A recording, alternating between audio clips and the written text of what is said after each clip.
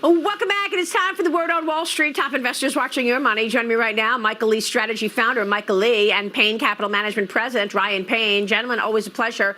Mike, kicking things off with you with a whole host of earnings coming out. Johnson & Johnson, meanwhile, becoming the latest company planning layoffs. The company opened a nearly 200,000 square foot pharmaceutical facility just last fall, and now we see that it is about to cut jobs. The January jobs report came in stronger than expected. 517,000 jobs added to the economy last month, with the unemployment rate falling to 3.4%, lowest rate since 1969. And yet we're seeing corporate America cut back. Your thoughts? Yeah, I think there's a lot of statistical adjustments and a lot of the modeling that goes into calculating these unemployment numbers and these unemployment rates.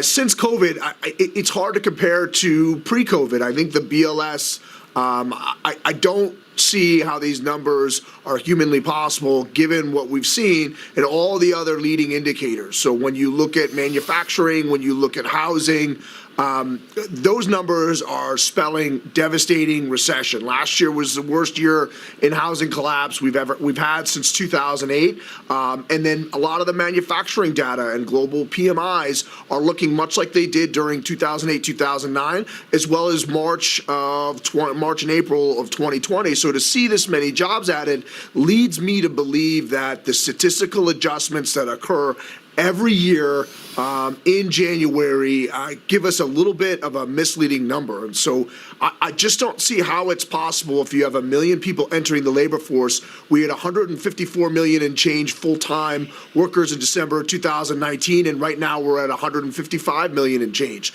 So if that many people have entered the labor force, how has the unemployment rate gone down and we've added this many jobs? So I would say, but then again, this is a lagging number, so maybe we'll see some additional weakness as the year goes on in that. And then when you fast forward that into earnings, this has not been a good earnings season. You had an extremely bearish sentiment going into here, and the expectation for this quarter last summer was for over 9% growth. Right now we're tracking over a 3% decline, and for the rest of this year, we're tracking for an over 5% decline, so a 15-point correction in the last 6 months. But for this year, analysts are still expecting 3% growth. Historically, with the collapse in manufacturing and housing that we've seen, that leads to a 10 to 15% decline. So I think earnings estimates for the rest of the year need to come down substantially.